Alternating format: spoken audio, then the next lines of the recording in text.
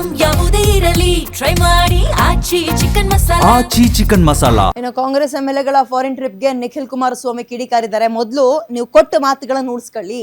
ವಿಜಯಪುರದಲ್ಲಿ 5 ತಿಂಗಳ ಗೃಹಲಕ್ಷ್ಮಿ ಹಣ ಬಾಕಿ ಇದೆ, ಇದಕ್ಕೆಲ್ಲ ಯಾರು ಹೊಣೆ ಅಂತ ನಿಖಿಲ್ ಪ್ರಶ್ನೆ ಮಾಡ್ತಾ ಇದ್ದಾರೆ.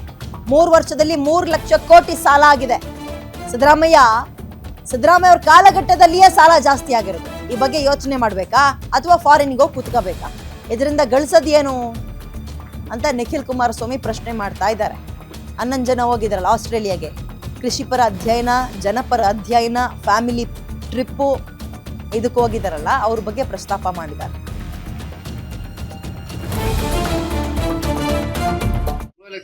ಹೋಗ್ತಕ್ಕಂಥದ್ರ ಬದಲು ಅಥವಾ ಅಲ್ಲೆಲ್ಲೋ ಡೆಲ್ಲಿ ಪ್ರವಾಸಕ್ಕೆ ಹೋಗ್ತಕ್ಕಂಥದ್ ಬದಲು 135-136 ಜನನು ಕ್ಲಿಯರ್ ಮ್ಯಾಂಡೇಟ್ ಕೊಟ್ಟಿದ್ದಾರೆ ಜನ. ಇಂಥ ಸಂದರ್ಭದಲ್ಲಿ ಇವ್ರೇನು ಕೆಲವೊಂದಷ್ಟು ಮಾತುಗಳು ಕೊಟ್ಟಿದ್ರು, ಇವ್ರ ಪ್ರಾಣಿಕಲ್ಲಿ ಒಂದಷ್ಟು ಇವರೇ ಏನೋ 5 ಗ್ಯಾರಂಟಿಗಳ ಬಗ್ಗೆ ಚರ್ಚೆ ಮಾಡ್ಕೊಂಡು ಮೊನ್ನೆ ಬಿಜಾಪುರಕ್ಕೆ ಹೋಗಿದ್ದೆ.